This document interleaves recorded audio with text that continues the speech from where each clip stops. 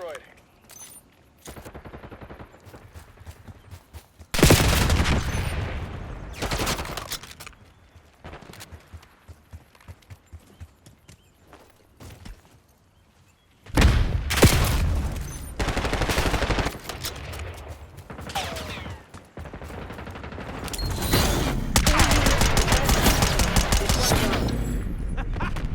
They never stood a chance.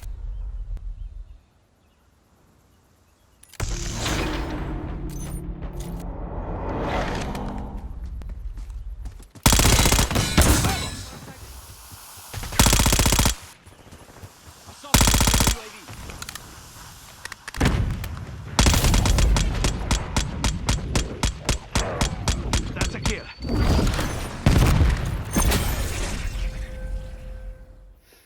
Hey guys, Indy Echo here, aka Ismael Esparza, aka the Salty Paratrooper, also known as Reaper 11B1P on Call of Duty, on Xbox, mostly don't play any other consoles, but whatever.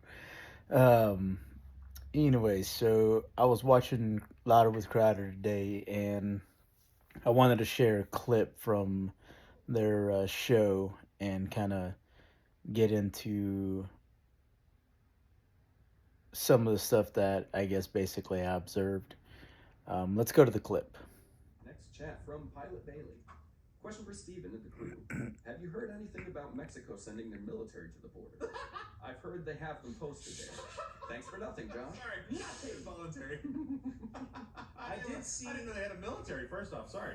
Yeah, of course they do. Yeah, sorry. There's like 6 guys, Yes, sorry, Josh. and they all operate one taco truck. No, I did. I haven't heard of that, but I did see that yesterday in on the border in Texas there was a firefight of sorts Sort of. at the yeah. It was a cartel. It wasn't the Mexican. Yeah, I don't think it was a military. No, it wasn't. No, it was a Yeah. cartel. Yeah, but I haven't heard anything about the military being posted up. Yeah, I don't know. Maybe Mission Control. I don't know about that. If they sent their military to the border, hopefully it was to make sure that the cartel doesn't start freaking lobbing rounds into the United States. The Okay. military's not. Maybe they should send their military to the border to keep people in. There you go. At that point, I don't know. I mean, what were they going to send? They're going to send their military to the border to keep people out of their country. Well, the thing is with the South American countries is that they feel the same way we do. It's like there's too many people here. Get out. Yeah, that's how they feel. Like, And- get out. No, we don't take it back. No. We like it here without these people draining us. Get them out. Yeah, Mexico tries to protect their southern border. The northern border, like, nah, we'll take a risk. Yeah, so I don't know. Mission Control can probably let me know. I haven't heard that or read that. Yeah, I mean, Or certainly not in any like enhanced capacity. I'm sure they always have some form of military in the border, customs like they always would. Or Federales. yeah, well, The federales, yeah. Federales. So I don't know. Let's come in the chat. So after watching that clip, basically, I'm a Texas resident. I'm a first generation Latin American. My parents did migrate from the United States or from Mexico into the United States, and they have now since legalized. So basically, the amount of time that I've spent in Mexico visiting my family and so on and so forth over the years, I got to spend a lot of time in not so populated areas. But we also got to see, a lot of the main roadways and stuff like that. Of what I could see whenever I was going to Mexico back in the day, we never saw Mexico military basically walking along the border in the non-populated areas. Generally, the military concentrated on cities, towns, major roadways, and stuff like that. So it wasn't anything that you would say like they're traversing, just like wooded areas or desert areas or whatever you want to call it. So yeah, let's go into this next clip. I was scrolling through Facebook the other day and I saw this post, and the post said the best gift a father can give a son is mindset. And I truly believe that. I want to provide all the insight in life to my son so he can properly navigate this world and avoid the issues that I've had to face as a young man. So Junior calls me the other day and he's like, "Hey, let's go have breakfast." I'm like, "All right, cool. Yeah." So topic of the conversation was he was considering getting into law enforcement. So I'm like, "Okay, you know, personally, I would prefer that he didn't, but you know, he's a young man. He's got decisions that he's gonna have to make. So the conversation starts off as usual, and I can tell he's feeling a little under the weather. He's kind of developing a cough and sniffly. So I'm like, "Hey, what all symptoms are you dealing with?" So I'm like, "All right, cool. Sounds like you're dealing kind of with some sinus infection type stuff." And I was like, might as well start go ahead and pushing some vitamin C to start combating, you know, some of the symptoms and stuff, and try to start boosting your immune system. Um, so we get into the conversation of that, and just making sure that he's staying healthy, staying fit, proper nutrition, stuff like that. So we get into the conversation of talking about the profession, what he's trying to get into as a profession. And originally there was two different career paths that he was considering. One was military, the other one was law enforcement. I gave him the pros and cons to both and kind of where I stood in regards to both. And I told him, I was like, at the end of the day, you're gonna have to make your own decision. This is gonna be your life. What do you want to do with your life from here on out? Um, so he understood, the dangers that came with both military and law enforcement. He tells me, he's like, "Dad, I'm a fighter." He's like, "I want to do something in the line of work where I'm protecting people from bad people." This kid amazes the shit out of me because he's wiser beyond his age. And I think a lot of that is attributed to his faith and religion, man. Like, he is super Christian. Like, we get into biblical conversations from time to time, and it just amazes me. He was showing me some pictures of a retreat that he went to, and it was incredible. The arena was just packed. It was massive. There was people that he knew that were Christian artists, and I'm just like, you remind me so much of my dad. It's like my dad's like that. He's a super Bible thumper. I hate to be that way and call him that, but he is. He's a Bible thumper. But my son reminds me so much of my father, and it's just like, shit, that's crazy. But you know, I'm like, all right, cool. Like, I see your faith and religion, and I see how strong you are. Yeah, let's get you into law enforcement. I think it would be a good fit. You know, I always told myself, I'm going to try to steer my kids away from the professions that I've had. But what good would that do? You know, as a first generation Latin American, I feel the need to protect and serve my community because my parents live here. My family lives here. The reason they came here was for safety and security. Go away, cat. Go away. I'm not messing with you today. Go away.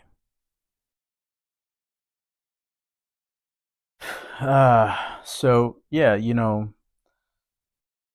I feel that serving my community would benefit me and my family, because that's what they came here for. That's what my parents came here for. They, yeah, okay, you want to say they came here illegally? Yes, fine. But what did they do? They went through the process. They forked out the money. Yeah, they could have said, fuck that. We're not paying the government shit. Let's keep the fucking money. Let's, give our kids everything they want, and let's fucking go on. They didn't want that. Why? Because now they would be getting deported. You're right. My family would be getting deported. But, here's the thing. They did the right thing. They went through the process. They got legalized. They're now US citizens. And I'm proud of them. And they're proud of me. So yeah, I hate to be that way. But any immigrant that has come here legally and has committed crimes, they do need to go back. I don't like getting involved in politics. I'm probably not even supposed to, but that's just my worldly view, and that's all I can tell you. So after a while, my son, mentions to me, let's get away from that conversation. That's something for another time. So my son, advises me that he moves out of grandma's house. He ends up moving in with his friend Nolan. So long story short, December of this past year, Junior graduated. We were all there. It was a wonderful ceremony. If you missed the ceremony, it is posted on my YouTube, the Salty Paratrooper. So, um, yeah. So at the graduation, everything was going fine. Junior and mom end up having a falling out. I don't want to get too much into the details of that. That's something for him to be able to explain if he ever decides to explain that. So he informs me that he wants to create some distance between him and mom. He just kind of wants to work through things and figure things out, get his life together, so on and so forth. So I'm like, look, son, I support you in every decision you make. Whatever it is that you need from me, I'm here for you. I'm dad. So he tells me after the graduation, he ends up moving out of mom's house, ends up moving to grandma's house. Grandma starts putting pressure on him to have open lines of communication with his mother. And he's adamant that, he just wants his space. So another incident occurs, and ultimately something ends up transpiring where stepdad, mom's husband, almost dies. Um, you know, Before I get into that portion of the conversation, I can honestly tell you that it's it's amazing to see this kid figuring out that he needs to establish healthy boundaries with people. And the thing is it's like I explained to him. I had to set healthy boundaries with my own mother. She wanted to be too involved in my own personal life. So yes, I distanced myself. I kept her at a distance. I loved her from a distance. So for him to approach me on this situation, and ask me, what he thought I should tell him to do, like what he should do. He didn't know what to do. So I told him, I was like, look, I understand that you want distance from her. I was like, but this is your mom. I mean, you're this is the person that has been with you for the last 7 years. I don't even know if you trust me at this point. I'm sitting here looking at him like, damn, I'm in a hell of a predicament because I don't want to tell him no, close her out, just be done with her. I want to make sure that he makes the best informed decision for himself, And I told him, I was like, you know, take into consideration that, you know, the situation that happened at the graduation, that can be forgiven, And he advises me, he's like, that's the thing, Dad. It's not the first time that this has happened. This has been happening my entire life. So I'm like, okay, well, you know what? What am I to do about this? How do I help him remedy the situation? The stressors of a father, the things that we do, and I so as we sit there and eat breakfast, I asked him, I was like, what triggered the move from grandma's house? So he tells me, he's like, grandma's applying pressure. She's constantly telling me that I need to contact my mother, this and that. And he's like, apparently something ended up happening with the stepdad, what I was referring to earlier. He ends up going to the hospital, ends up in the ICU, and somehow a message is conveyed to Savannah where it prompts her to send a text message to Junior. And mind you, I saw the text message. I saw the interaction between the two, which was very interesting. Once again, I don't want to get into the details of the message. That's going to be something that will be up to him to explain if he ever decides to come on. So,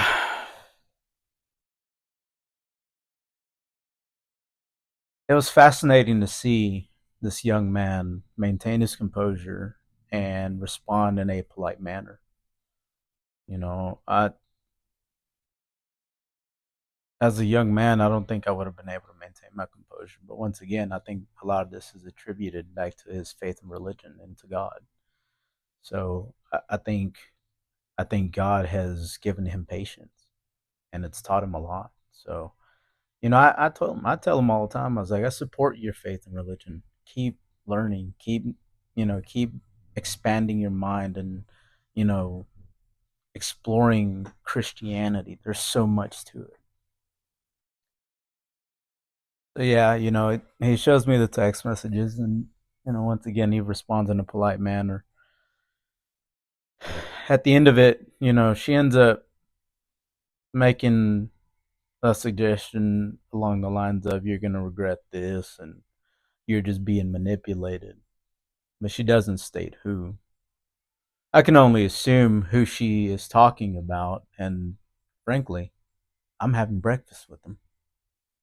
So I'm like, all right, whatever, dude. Like, I know who she's talking about, but whatever. Let's continue. It's you know once again, long story short, so I get into telling him, I'm like, love her from a distance. Love her from afar. You don't have to have constant communication with her. I was like, I would love to have constant communication with you, but it's just like, if you don't plan on messaging me back that day, I have no choice but to wait. So yeah, I mean, at the end of the day, it's a two-way road. You know, you got to respond the same way I got to respond. Now, if you don't want to respond, I can't tell you what to do. You're an adult at this point, right? But once again, I tell them, I was like, try to establish healthy boundaries with her. Try to see if she'll come to the realization that, hey, you can't talk to me that way. You can't treat me this way. If you want to have a healthy relationship with me, you can contact me. We can have good conversation. Once again, it's like I tell him, treat others the way you want to be treated. Matthew 7:12. We get into a conversation about that one too. But, you know, so we continue on to the grocery store, and, you know, He's advising me about his childhood growing up, and what it was like, and he tells me, Savannah in the early years, yes, was around. She was very much around and very engaged with them, but as the years went on, she created distance, and she kind of just let them fend for their own for themselves. So he continues to tell me that there's a lot of things that he doesn't know how to do, and he would like to learn how to do this stuff. And I'm like, yeah, of course. There's plenty of time. You're a young man. You're trying to get on to work in the county that I'm living in. I'm proud of you. Like, go be a correctional officer in Ellis County. I'm like, I want to see you succeed the way I've succeeded. So,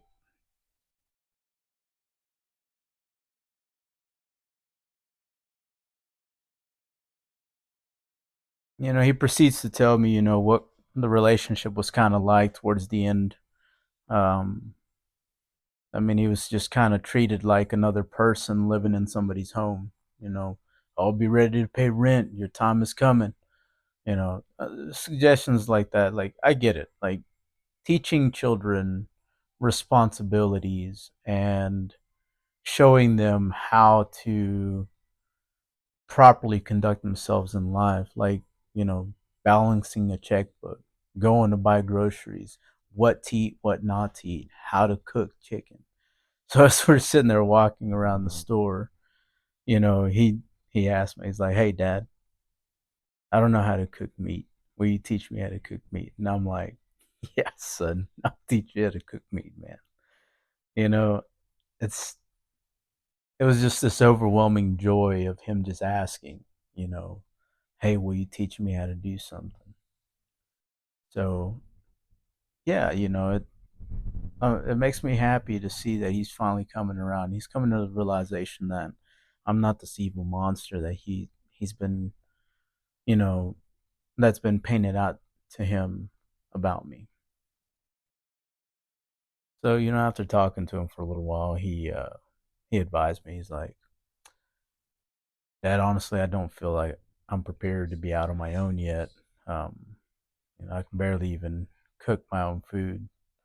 So, he was serious. He was being honest about the cooking of the food. And I'm like, "Yeah, man. Like, I don't mind showing you." So, I we go through the grocery store, and I point out a few different things for him to get and how to prepare it and so on and so forth. I give him some advice on how to do some of the stuff just to get him by at least for the next, few weeks until he can figure things out. I told him, I was like, go, like, if you want to go and learn, like, the science behind health and nutrition, you're going to have to go talk to the mad scientist bodybuilder. So that's not my area of expertise. That's hers. He just chuckled.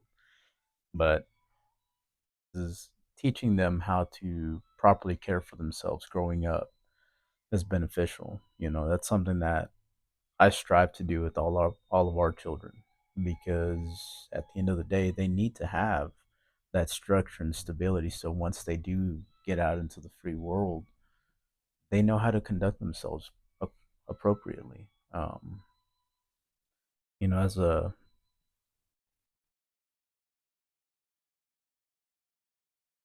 my wife runs Simplified Health and Fitness. If y'all can go uh check out her page on Instagram and Facebook. I believe she's got a Facebook page with that. But yeah, y'all go check out her stuff. She's got some really good training information as well. She's got a training program that you can sign up to. Y'all go check that out. Uh, but anyway, so as we're finishing up our conversation, I explained to him, it's like, I was like, I want to afford the best opportunities for him. He turns and looks at me. He's like, "Dad," he's like, I don't think Mom would have ever done this with me." It's like she wouldn't have came. And it makes me sad, but at the same time it makes me happy because I'm afforded that opportunity with him. And he's the one that's given me this opportunity. So, yeah, it makes me happy as a dad. You know,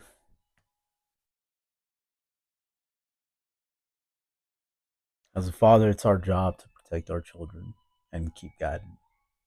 Just because they become adults doesn't necessarily mean that they're adults. There's still things that they don't know. There's things that I didn't know at his age. But I'm going to explain things to him. I'm going to teach him things. You know, I give him relationship advice all the time, something that I was never given as a juvenile. I never understood what it meant when somebody said, "Hey, be careful who you have kids with." I'm like, "Great job, mom, dad. You didn't really elaborate on that shit." So, you know, here we are today. Lessons learned, right? You know, I told him, I was like, "I'm proud of you, son. It's honorable what you're doing, joining law enforcement. It's a career path that not too many people want to take, especially in today's time."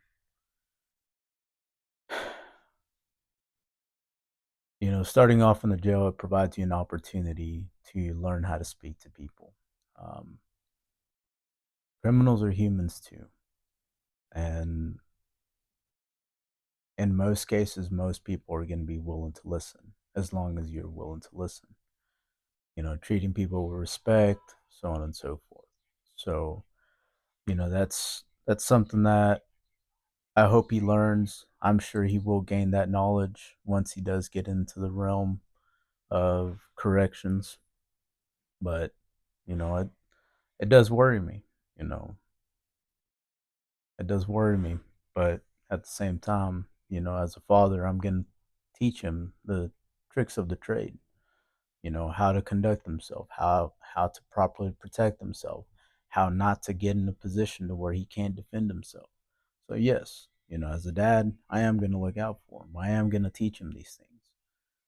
Um, I I'm providing a service for my community, and my son plans to do the same. He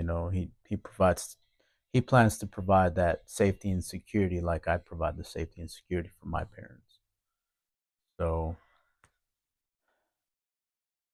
do I agree in the deportation stuff? Well, yes, because we need to start concentrating on American citizens. We need to start advancing our youth and push them to do better because they're our future. I know my kids are my future, and I'm sure everybody else that's listening feels the same way. I don't care if it's my kids, my stepkids, my adopted child. I don't give a damn. If it's a kid that just comes around because they want to be around me, guess what? I'm going to guide them in the right direction. I'm going to teach them the right things. Because at the end of the day, they are our youth. They need to be the successful ones. So, yes. Do we need deportation? Yes, we do. Of criminals? Yes, we do. Now, if you're not a criminal, I would recommend get legalized. I've been telling people this my entire career in law enforcement. Get legalized. Go get a driver's license. Quit committing acts of violence. Start learning how to conduct yourself in this country. But, I want to end that with, it. I think this country is moving in the right direction. Once we get everything figured out, once we get everything secured, okay, let's start taking more immigrants in if we need them, right? But they have to go through the process illegally through the board. Crossing the border illegally is is not acceptable. Things need to change. With that being said, India Echo out.